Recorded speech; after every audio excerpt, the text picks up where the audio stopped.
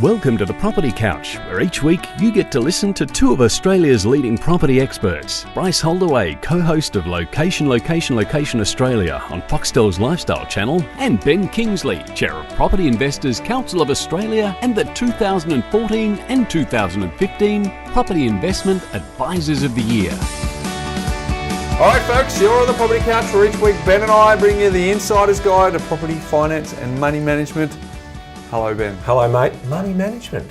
Yeah, we're going to be talking a bit about money management Money today. management is a very, very good topic for people as we lead into Christmas. Yeah, look, because what we're going to be talking about today, because you know this crusade that we're on? Yes. Right? We want to basically teach people how to organise, manage their money, get in control of it, plan it, and make it work harder for them.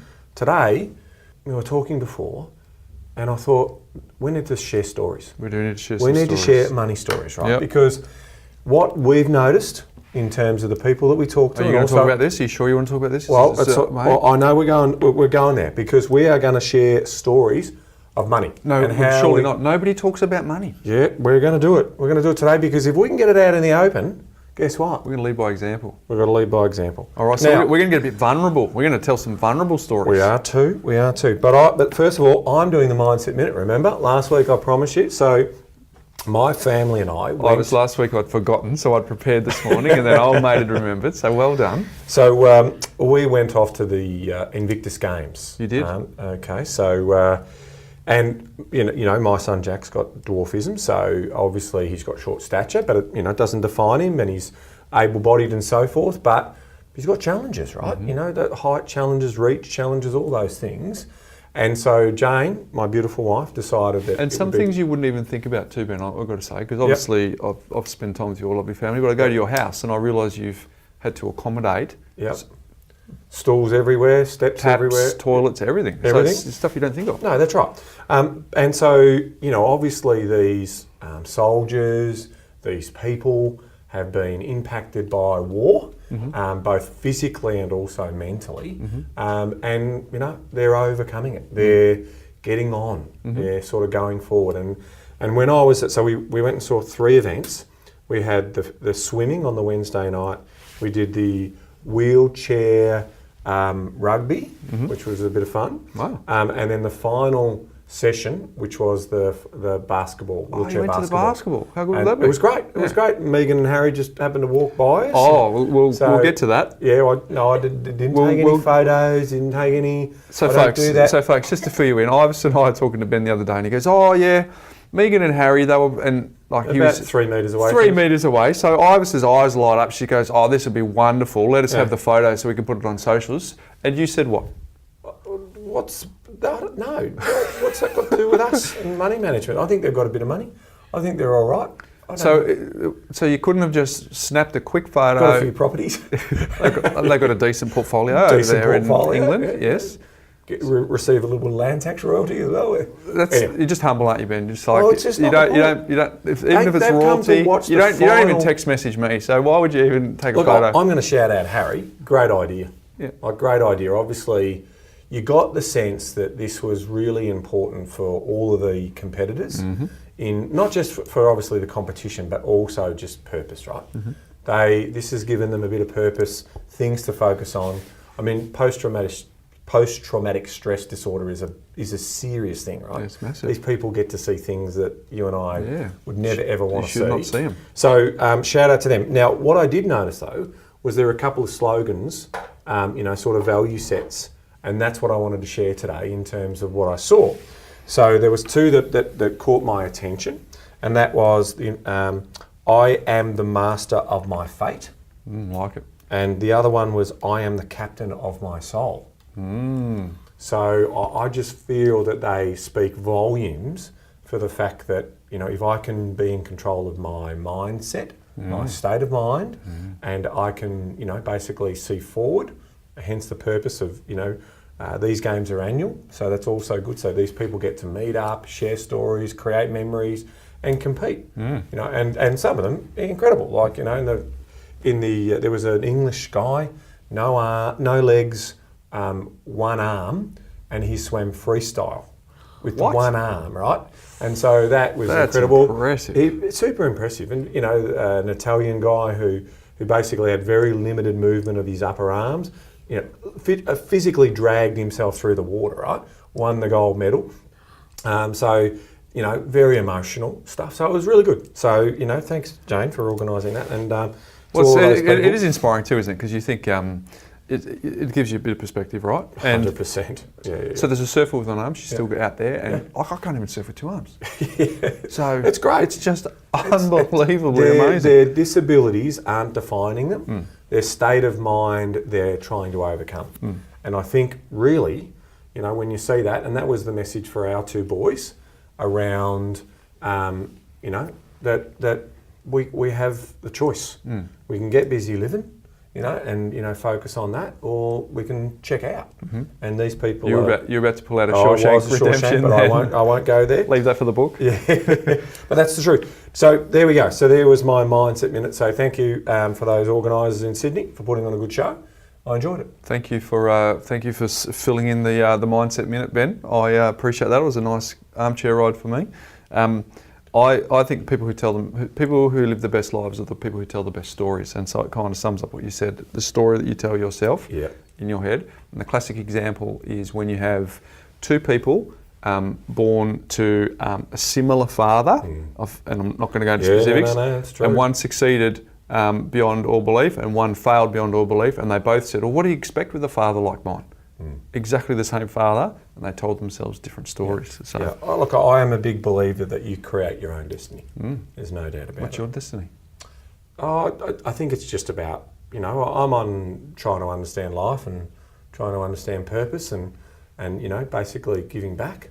Mate, you're on a crusade to help people get on top of that. I am. On top Good of this. segue. Yes. So money stories. So, we have these moments in time.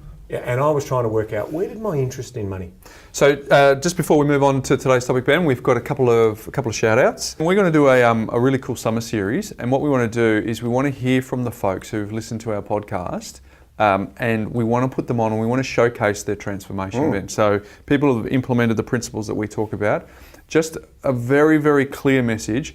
It is not for a pillow fluff about you or me or our business. Absolutely not that. We want people to be brave, courageous, come on and say, this is where I was, this is where I am now, and this is my journey to get there. Because we feel that people will be able to learn the most from seeing the transformation that comes from other people. So I just want to shout out to anyone who's listening to this.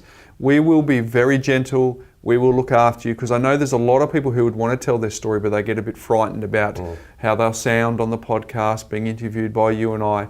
We will be very, very gentle. We'll make sure that you feel very, very comfortable, because it's not about anything other than hearing the pathway that you took to get to money peace, to get to financial peace. So if that is you, we absolutely want to hear from you. Now, Ben, I know that I've spoken to scores and scores of people at the expos, you as well. They've come up to me and they've said, hey, look, I implemented this. Like, the biggest joy that you and I will get, and Ibis at some point in the future, people will come up to us and say, hey, look, I implemented what you guys talked about on the podcast and it's made a difference in my life. I cannot wait for that. And they will never, ever come to our business. Yeah, right? we have shouted out to people all the time, and people have shouted out to us and saying, you're doing a great job, thanks very much. Very kind of them to say that. But the reason why we're doing this is because it helps more people. Yeah, they get confidence, Bryce. They get confidence to say, well, if they're doing it. So we will use first names. We might just talk about what state you're in, not even cities if you don't need to. So we can keep your anonymity, but ultimately it's about, well, here's another example of someone who's taking the right mindset, getting confidence from other people doing it and potentially doing it. So the challenge often happens is, that's all right for Ben and Bryce. They've been doing this for a while. So if they hear from everyday people and they go, wow, if that person can do it, I can do it. That is it. So just for clarity, we want to hear from you. Send an email to Ibis at info@thepropertycouch.com.au, and don't discount yourself, Ben, is what I'd say. I was about to go there. Don't think, my story's not good enough. Even if it's just money story, like, I only have 2 properties. No one wants to hear about 2. Yes, we do. because there's a backstory there. And it could be someone who had full of debt, Ben, and implemented money smarts, and they're now out of debt and they haven't even bought a property yet. Yep. We just want to hear the transformation that you've had using the principles that we've talked about. There's people out there who want to teach and pay it forward. So that's exactly what we're doing. Now, for the people on socials, they can go to Facebook as well. Ivis will put a little picture. What are you going to put up, Ivis? You're not going to talk anyway, so we'll just have to work it out. She'll put something up on Facebook where you can just reach out and say, I'm interested, and Ivis will direct message you. But be quick. There's 6 shows that we want to do. Yep. So I think that's important. Be quick. Get your name in there and we'll organise. But don't discount yourself. Yep. Like, we want to hear from you, and we would love to showcase that. And I think it'll be a really great series, man. Beautiful. So Bryce, we're back on to our topic of today, money stories. Mm-hmm. You know, how have we become who we've become around money, and what journey have we been on? And for me, you know, I've spent a fair bit of time thinking about why I've been so interested in money and what were the sort of moments in my life that have got me to this way. Like, why do I have this fascination about money? And I learned probably going back 15 years ago that I had a lot of issues around money in terms of the household that I grew up in. Money controlled the household, right? Mm-hmm. So money was a big thing around controlling the attitudes and the happiness inside the household. So that was one of those things. But I wanted to go deeper into that conversation. So what I've been thinking about is what were some of those defining moments around money. And I want to share the first one with you now, which was about counting money. Mm-hmm. So my dad was a treasurer of a basketball club. And we would do fundraising because each year the basketball club would travel overseas and play in an international basketball tournament. And we all had to sort of fund our own way. So Dad was the treasurer. So we'd have these fundraising events. Whatever it may be, selling these things, paying these things, having competitions, whatever that looked like. And at the end of the day, all of the money would be gathered in terms of the admission fees and what was sold and what was going, and there'd be money on the table and Dad would have to organise that money. So this was pre-plastic. And he would allow me as a sort of, I reckon I would have been about 8 or 9, to count out all the coins. Back in the days of pounds and shillings back then, was it? Nice one. So Dad would give me the 10-cent pieces, the 20-cent pieces and the 50-cent pieces. Right. And back in the day, the bank had the little bags, and the bags were like, for 50-cent pieces, it was like $10 worth. For 10-cent pieces, it was $5 worth. For 20-cent pieces, I'm trying to remember now, I think it was a $10 bag as well. So I used to have to stack them up. 5 20s made $1, and so I used to stack them up and then work out and count them. So he gave me the tangible feeling of money to understand what it was, and I would stack them all up. He'd count them. We'd do a second count, and he'd have final, and he'd put the number in his little ledger, and then we'd bag that money up, and he'd be taking it to the bank to put it into the bank account for the basketball club. Yep. So that was one of my very, very first experience when it came to actually understanding all the different pieces of money. Was there ever one for the basketball club, one for me, No. one for the basketball club, one for me? No, I never had that. I never had that inclination to do that. Mate, you're annoying. You're thoughtful. You think of other people. You don't have any chinks in your armour. That's rubbish. I'm just waiting for a little chink in your armour, and you have no idea. You like it. You like the textbook, mate. There's a chink in that armour, right? There's good point. Yeah, let's just ponder that. Yeah, but oh gosh, I no stretch am I perfect. It was just I've had a very fortunate upbringing, right? Yeah. I didn't grow up in a house that had no money. I didn't grow up in a house that didn't provide for us.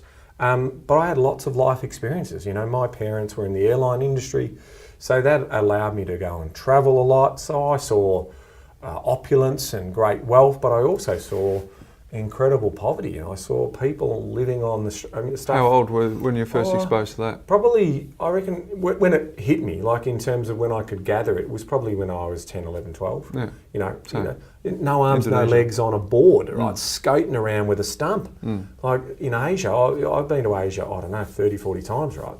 So I definitely got to see a lot of that. So, you get perspective, and then you come back to Australia and you just don't realise how bloody lucky we are. Yeah. But to create, to move away from that, to move away from that fear and move towards opportunity and create your own destiny is pretty much where I got a lot of that from. Yeah, mate, I definitely won the ovarian lottery in that my parents are married. They're still married. Yep. I always had a roof over my head. What defined us is we were a middle class family. I reckon on the very low end of middle class. Yeah. Both parents were working, and but we were a family that didn't talk about money. Right, but I remember that every penny. So I guess the overarching theme for us is not ever for a moment did I ever have the feeling that we couldn't cover the basics. I never saw mum and dad stress around not being able to pay an electricity bill. I never saw. But what I did see was my dad was 1939. He was pre-baby boomer, and he well and truly had in his mind that you buy a house, you pay it off as quickly as you can, and that is the definition of success, right? Yep. Paying off your home. Yep. So he wanted to pay off his home And a job for life. Job for life. Yeah. Absolutely. Yeah. And he wanted to pay off the home so incredibly quickly that it was at the expense of everything else. Because I distinctly remember I would go around the shops with mum on the Thursday night shopping, and she'd have a calculator. So all I remember, like it still feels weird to do a full shop without having a calculator to know how much is actually in the trolley, because that's what she did every time. Yeah. And every time she would put a next entry in and then put memory, just in case for whatever reason that the calculator malfunction, she could go straight back to the memory and have the last. So fastidious around budgeting. But Dad had 2 jobs, worked on a Saturday, but you know what it means is if you're trying to pay off a 30-year mortgage in 7 years, there's not a lot else that happens around that. So always felt like the basic provisions of life were accounted for, but in terms of luxuries, not much. To the point where I remember being 17, my sister started dating my now brother-in-law, and they would go down to Fremantle and get a pizza. They'd go to a restaurant. They would quite often go to a restaurant at night, and to me it was like, wow, that's exciting. You know, because for us we probably go to a restaurant twice a year. So that's the overarching thing for me, is that my dad taught me hard work, pay off your house as quick as you possibly can.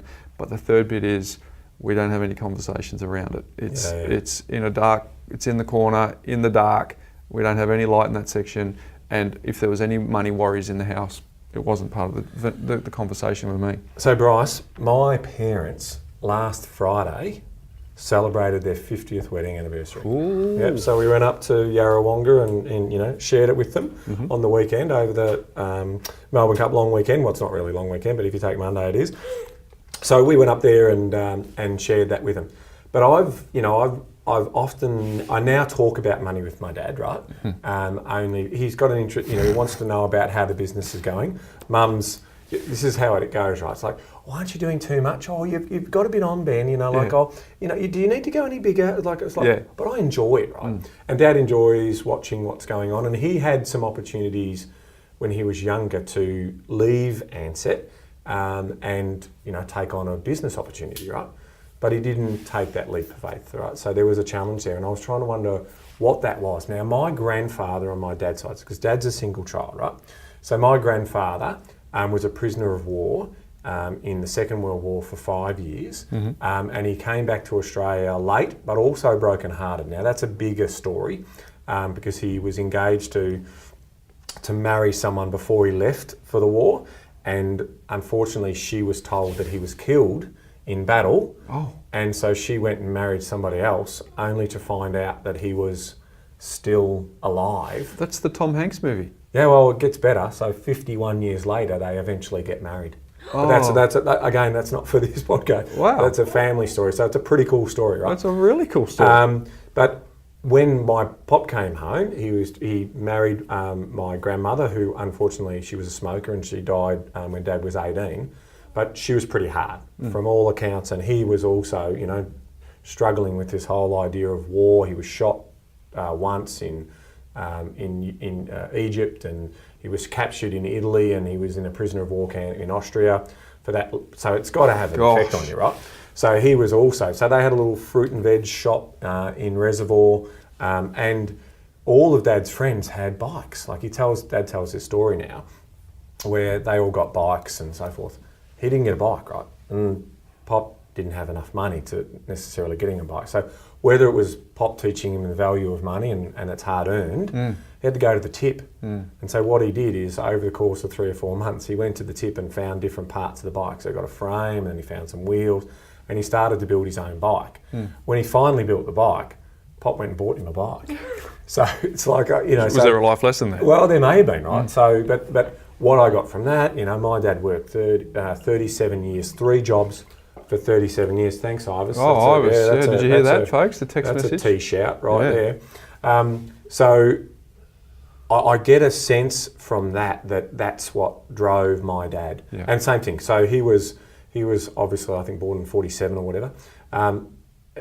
Once they bought the house in the suburban area of Bundoora, it was all about paying down that home.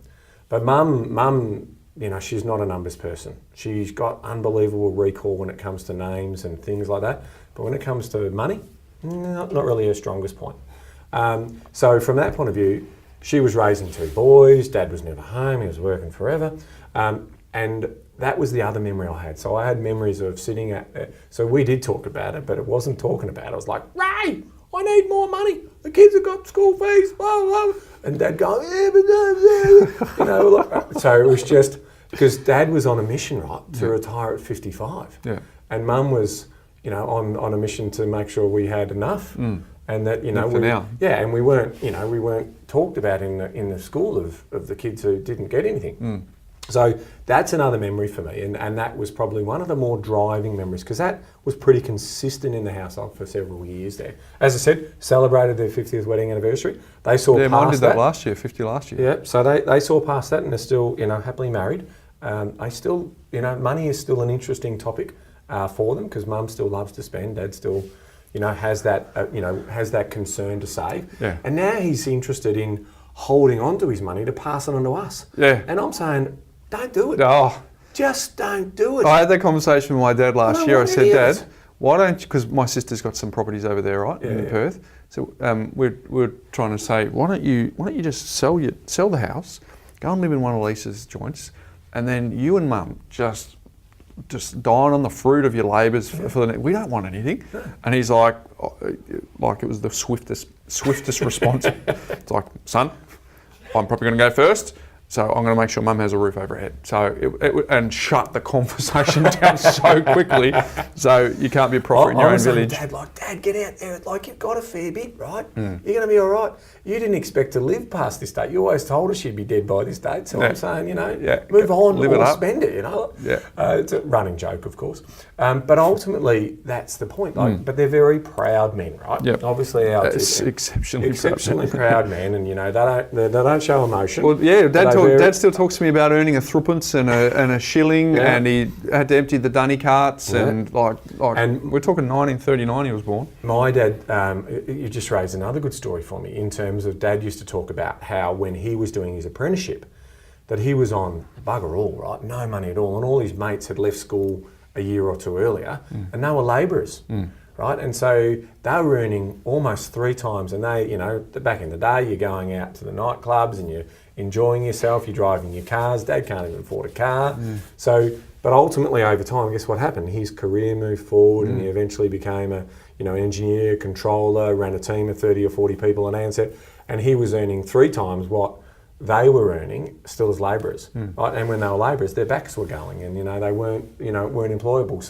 So that's where that whole idea of have something to fall back on and have a qualification and a skill set. Well, Dad was big on that because he wanted to be a jockey, and his father would not sign the paperwork to allow him to be that. So too dangerous, or what was the story? Yeah, D or the above, right? Yeah, but just his my grandfather was a bit of a hard man. Yeah. So he then was really disappointed by that, and then had to do a role that he wasn't really passionate about. So that flowed onto me. It was like, Bryce, because Dad's old school, so he's like, you're the fella here. You've got to make sure that you are clear. You're the Sister can do whatever she likes, but you and so I caused him no end of grief because I'm the ultimate sort of in my 20s. I was the risk taker, right? I had the golden job, and I let it all go to back what I wanted to do in property, and he just can you imagine I do feel for him, old school. absolutely wanted to make sure I went to uni, and I did. I did a degree that I didn't like, but I finished it because he wanted me to finish it.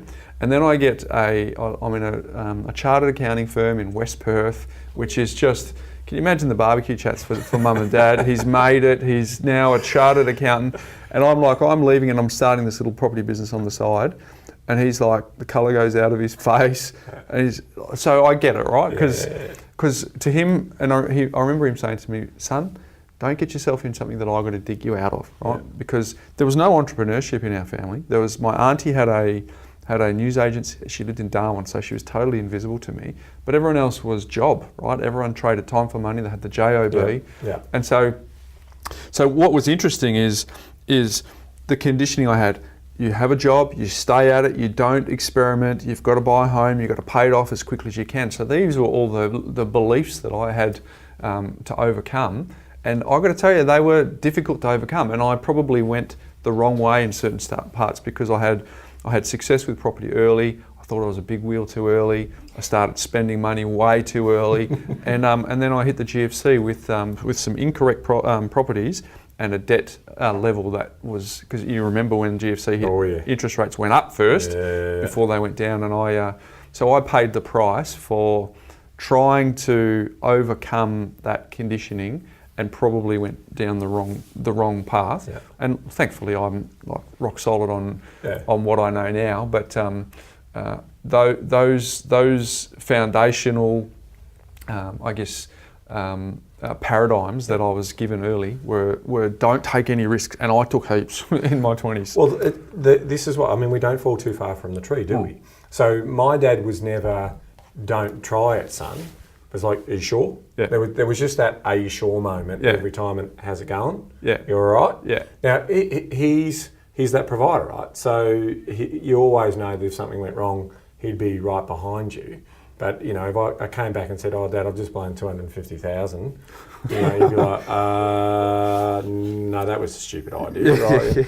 But fortunately, I haven't done that, right? I wish you could tell the story that you told me that you guys had at Christmas time, just the conversation style that you two have when you're moving the sand with the bobcat. I know it's got too many expletives, but it was so funny, the difference between you two. So there is a lot of difference, right? So, I love him to death, but we can't work together very well. That was evident in that story. He's, he's bull at a gate. Yeah. He just likes to, we've got to move something like, 5 tonne of sand or 6 tonne of sand, and my back operation, no good. So I want to hire a bobcat to move a little, mini digger or something like that, and he's like, no, we'll just dig it by hand, it's sand. Like, he's a 70-year-old saying, I'm happy to dig all day for 7 hours. I'm like, mate, have you seen these hands? They haven't touched a spade in years, mate. So, we have some joy. Yeah. So let's just say he walks away. I just keep going, right? Yeah. I sit on it all day. I get the bob. I did happen to put some diesel inside the bobcat's oil chamber. That was a little bit of a problem. I can't imagine that went well. They're the sort of things that I don't do well. But they're the type of things. So these are those money stories, right? So life comes back to purpose and trying to find those different ways. Another one that when you're saying that Christmas story, I remember, I was 12, 13. Jeremy, my brother, he's about 18 months older than I. And we got up one morning to our Christmas tree, and there was nothing under it, right, except for 2 envelopes. And we were like, you've been ripped off, man. And we quickly look out in the street because we lived in a court. Did someone eat the carrots and the biscuits and drink the milk? All the boys and girls are on their BMXs and they're out playing with all that stuff, and we're just inside looking at these 2 envelopes. So we open the envelopes up, and it's 2 airline tickets, right, to America. Oh. Now, how good is that? Well, I'm not happy. My brother's not happy, right? Where, where's 12 and 13, we're like, what's going on? The guys, and the pool's across the road, our next door neighbours, the pool, they've got 3 kids. They've got an Atari. Oh. Right? The latest and greatest computer game that connects to your TV. Mate, some of our audience won't even know what you are talking about, the Atari. Yeah. Well, those of you at my age, you'll know. Yeah. So we spend the morning playing over there, and I'm, what did you get? Nothing. We just got a couple of tickets to America. And they're like, oh, what's that? Yeah, what's Like, that? so they're not even excited for us, right? Because we're all a bit naive. You guys were the losers, yeah. 2 weeks later, we're on a plane for a 17-day trip around America. And what do we do, right? We did San Francisco, LA, Disneyland, Universal Studios, Grand Canyon, Vegas, the whole thing, right? Did you have your hypercolour t-shirt on with your Sony Walkman on your belt? No, it was probably my East Coast with my Fabergé tight jeans on. But, it was winter, but it was an amazing trip. Oh. And that's where my addiction to travel started, right? I just saw, wow, there's a big wide world out there, and I want to look at as many corners of it. So as have you I circled can. back to your parents to apologise for the ungrateful nature of your probably subtly, receipt of that present? That trip. Thanks for that. Yeah. I think probably when we got back, we probably said thanks, Dad. Yeah. And there's even some what is it, the Beta 8 tape, or no, it wasn't even Beta, it was the old, not even videos back then. And I remember Dad's filming on his little sort of Canon camera, and we've got to just walk around the car. Just walk around the car. We just need some action. No, it's not a still photography. Can we bust out some of that footage? I don't know whether we saw it. It's probably the film's probably perished. It's that old. Yeah. But there you go. So how good is that? Because similar thing in 1986, 1985. Yep. My sister and I got a ticket from Mum and Dad to go to Bali, because that's what you did when you were in Perth, right? You didn't go to the States like you. Yeah. And so we had a whole year to save some cash. Yeah.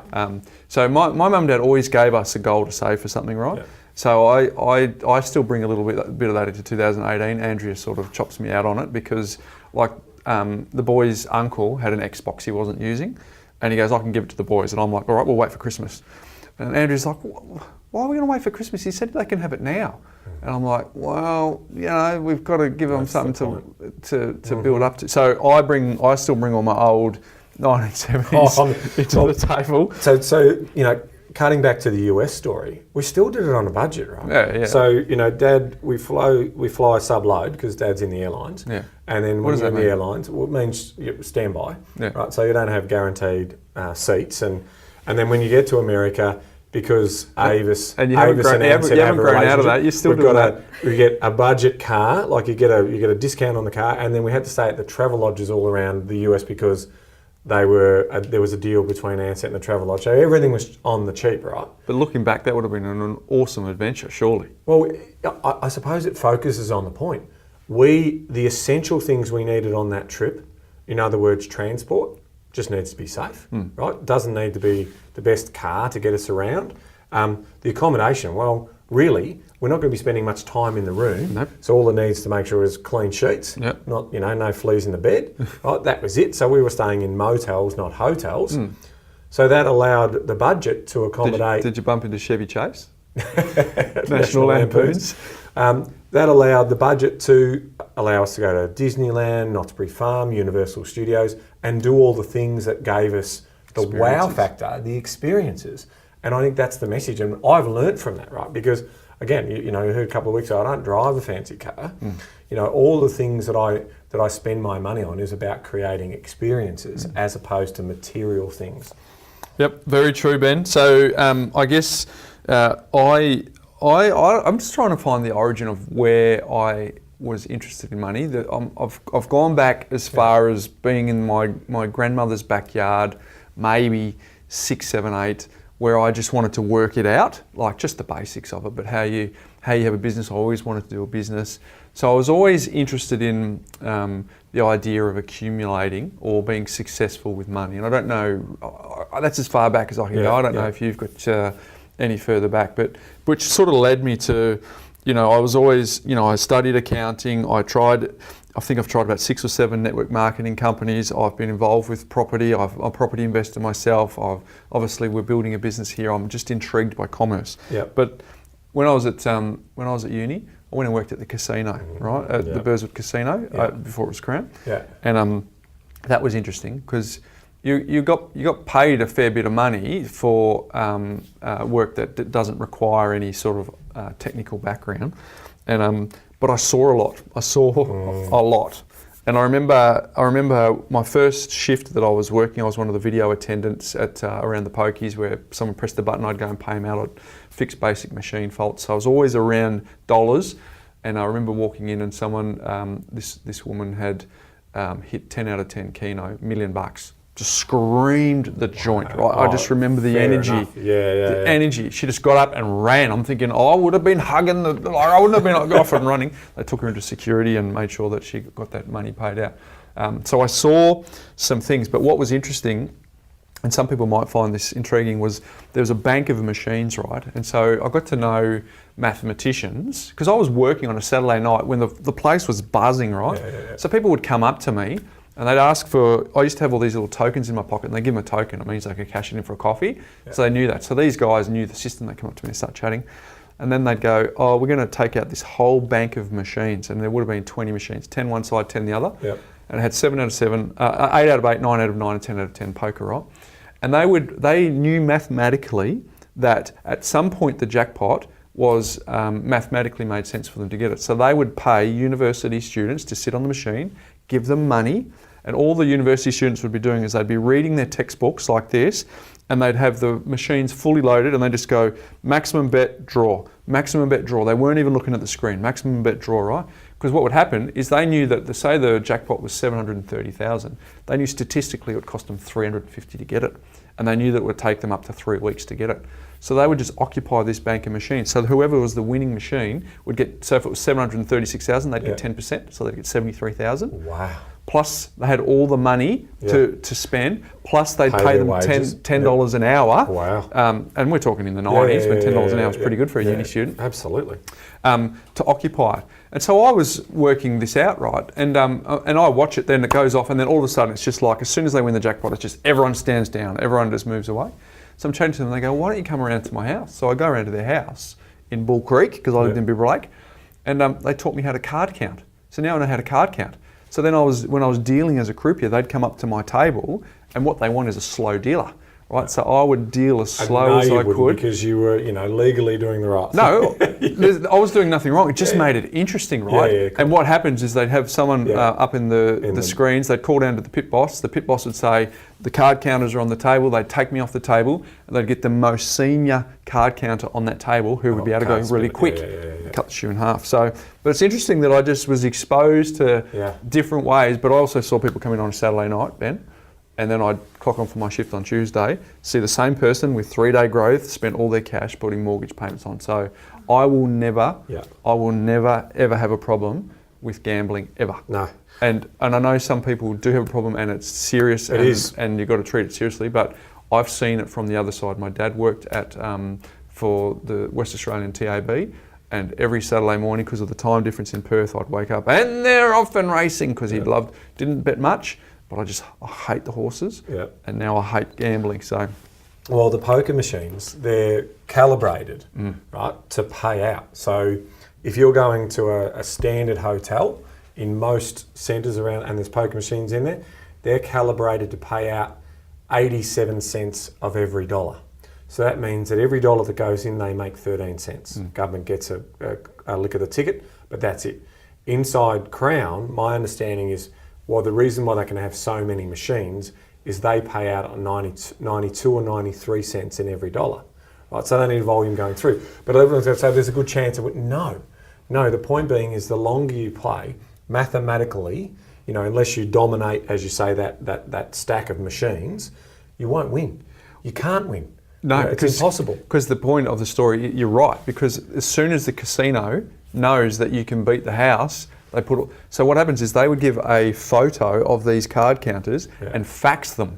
Old days of faxes to all the other casinos. So as soon as that person walks in the casino, upstairs would see it, straight down to the table, and they change the rules against these people. So the house always wins. The house always wins. So some good stories there, some really good stories. So Bryce, the last one I want to talk about, before they were called side hustles, I recall them as just second jobs, right?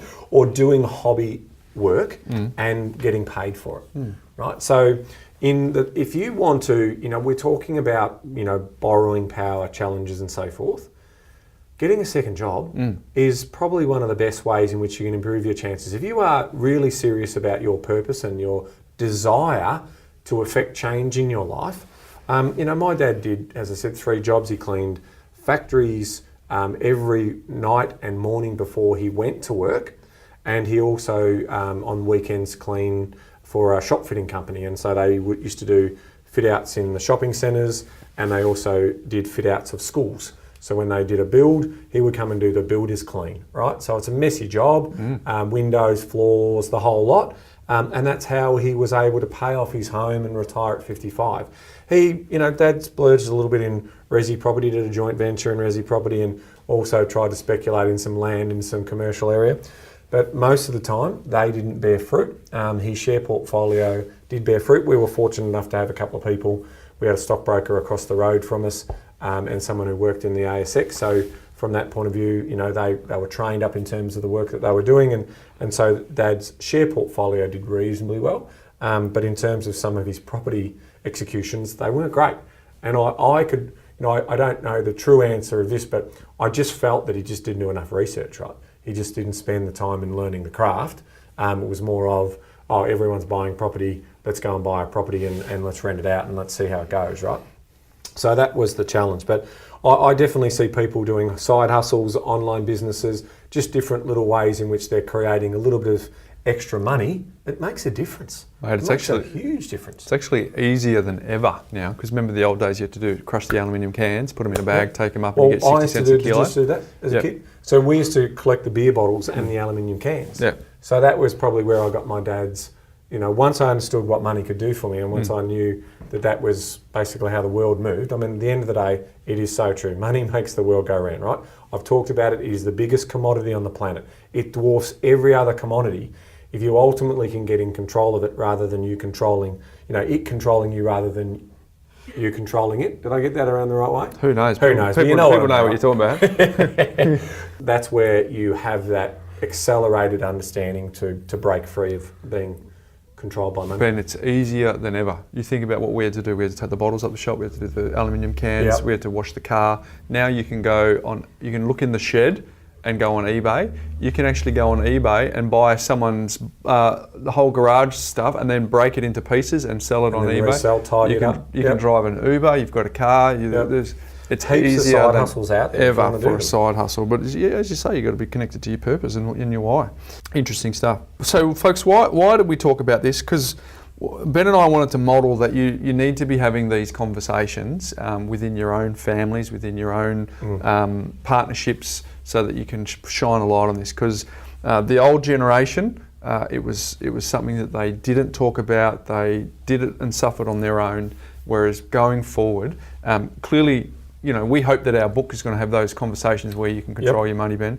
But ultimately, we want to shine a light in the dark so that people can have these chats. Yeah, look, I mean, your mum led by example in terms of a strong budget using a calculator. Our family didn't do that, so hence that was the challenge for us. In terms of Dad, basically looked after the money management. He was in control of all the finances. He paid the bills. He did all of that type of stuff. Jane does that for us in my household, because you've got to open it up. You've got to have those conversations. And I mean, what I tend to see in my circles of family and extended family of people who are just everyday Australians who work trade jobs and all that. If I go to a barbecue, there's more talk about, oh, I'm on a good thing here. I've got this mate who can get us stuff, some pretty cheap stuff here, and this is a good deal. And have you heard about that share tip? And they're all about quick wins. They're all about, so everyone's happy to talk about, the next big thing. Why don't we talk about how much money you got in the bank? Yeah. How much surplus are you trapping? Yeah. How do you organise your money? You seem to be successful. What are you doing about organising? Nothing. There is no conversation. It's embarrassing. Well, that's why we're having this conversation today. We want to take it out of the embarrassment bucket and put it into the general conversation bucket.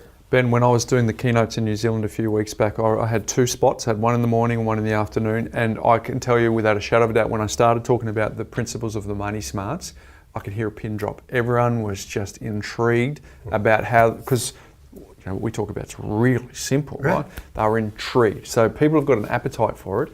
And that just demonstrates that if someone's willing to talk about it, people are willing to listen. Yep. So you don't have to tell everyone how much you got in the bank, but you can say, hey, look, this is how I structure my bank accounts, and this is what I'm doing, this is how I'm trapping surplus, and this is the process I've got in place, and this is what I'm prioritising, and I don't need to drive a massive car for my significance. All that stuff needs to be talked about so that people can get in control of it. I agree. I mean, whenever someone shares, when success leaves clues and you can talk to someone about their money management, the number one thing that I take away from that is they've got a system and they're organising their money. And that really, for us, is what we do. In terms of the book, it's about organising your money, it's about planning your money, managing and trapping surplus. Yep. And then with that comes control, because once you organise it, you control it. Real simple. I like it. But unfortunately, it doesn't happen. Yeah, all right. Well, Ben, have you got any sort of wrap-up thoughts? Well, I think the most important thing for me is, at our age now, I'm almost 50, but have a conversation with your folks. Yeah. Like, even if you're in your early 20s, talk about how they manage their money, because it's not a conversation that comes up very often. Most people who come in here and say, well, what's the financial story look like? Are you going to get an inheritance and all that? I don't know, right? So if you can start having those conversations, it'll build a little bit of confidence with you first, because you're having that in-house conversation. Then start to talk to your close friends. So, would you be open if we talked about money? What do you mean by that? Everyone's like, oh, my personal circumstances. It may take a little while to get there, but so just generally, like, how do you manage your money? There is conversations happening out there. So if more and more people are having those conversations, but I would start with your parents first and say, how did you get through? How did you buy your house? Did you organise your money in certain ways? Most people have some clues, just like I did, in terms of how good they were or how bad they were, where the pain points are, and in terms of the challenges that they had. Learn from that and build yourself a money system. Ben, and I would go a safe question. Just start nice and safe for the person. If it's a really difficult conversation, tell us about your first job. How did you get paid? How much did you get paid? Beautiful. Just start from a big run up, and you may build up some momentum. So, all right. Well, Ben, my life hack today is, as you and Ivis know, I'm juggling the two boys at the moment. Andrea is interstate. And so I followed the system, I've got to tell you. Yep. Andrea spoke to me this morning and she goes, how you going? Fine, just following the system. I think she was hoping I fell apart. But, What's the system for running a household without a lovely organiser? Well, Andrea left a legacy. I just had to follow the script. I knew what to do. Show notes? Yeah, Andrea runs the house like a well-oiled machine. Don't worry about that. Don't worry, I get my little to-do list, my task list. I'm part of that. I play my part, but she just knows what to do, when to do, how to get it right. Yeah. So I followed the script, but then I had to drop Jack off at his friend's so he could get dropped off at school, and then I had to drop Sam off. Well, the friend drop-off went pear-shaped. Right. Little daughter fell over off to the hospital. So so the only thing that was causing me the most anxiety is the double drop-off. They've got to be at the same time at different schools. Then in the end, because what happens is Sam, my youngest, plays it up a little bit when he knows he can. So I'm worried that I'm getting to a point too, by the way, if you're wondering. Yeah, I'm listening. It's a good story. So I get to Sam's school first. Ivis even listening too, so that's interesting. Yeah. And then what I said to him, and it's one of the things that Andrew and I are doing now, is we have a currency, and it applies into money. Yeah. We have confidence points. Right? Yes. So what happens is Sam and Jack can earn confidence points. So if they want to buy something at the shop, they want a bottle of water, we give them the money and they have to go up to the shopkeeper, the counter, and if they transact the deal, we're only a metre away, but if they transact the deal, bang, they've got a confidence point. And so Sam this morning when I dropped him off, said, mate, you can earn a confidence point, and he has to earn 10 and then he can do whatever he wants when he wants his 10 at a certain value. Yeah. So he knew he was at 8. And so this morning I said, mate, if you just go into school, no separation anxiety, do it in, show Jack how it's done, you can bank a confidence point. And he walked in, did what he had to do, banked the confidence point, me and Jack got around to the other school. So my life hack is to consider trading in a currency of confidence points with your younger children, any children really. But for me, I've got a 7-year-old and a 5-year-old. Yep. So we are trading in the currency point system. So there you go. Very good. Did you know? So on the theme of obviously starting to talk about money, there's a couple of things we need to understand by that, right? Because Financial stress is a real thing, Bryce. Research from the Deakin University found that happiness and well-being is based on 3 simple things. Give it to me. Number 1, good personal relationships. Nice. Number 2, financial security. And number 3, a sense of life purpose. Ooh. Right? Now, why is this important for us? Because according to the data from the OECD, which is the Organisation of Economic Cooperation, the OECD, so everyone says, oh, the OECD is the same. And the D? The D, development. Ooh. Rightio. Trying to get Now, the out of- average Aussie household holds around $2 of debt for every $1 earned. What? That's right. And a recent study found that 25% of us have less than $1,000 in cash savings. Wow. The crusade of the book is a real crusade. There are people out there who need to organise their money and trap their surplus. So if you haven't sought the book, do us a favour, go to the platform, right? Just jump on the platform, organise your money, follow the 7 simple steps, get yourself set up and have a go. That's all we ask because it's dangerous out there. So what's the message, Ben? Have conversations, sort out your money, follow a system, trap more surplus, and what did you say? Enjoy more peace, relationships, financial peace, and have a purpose. Love it. Fantastic. And you know, our 200th episode coming up, we have got someone who knows a fair bit about this stuff as well. All right. So, all right. Oh, don't forget the link to that, thepropertycouch.com.au/financial peace. I like it. Check it out. Very good, Ben. Thanks for being so vulnerable with your money stories. Hopefully that encourages other people to have similar conversations around money too, so they can get it out to the light, Ben. But until next week. Knowledge is empowering, Bryce, but only if you act on it. See you next week.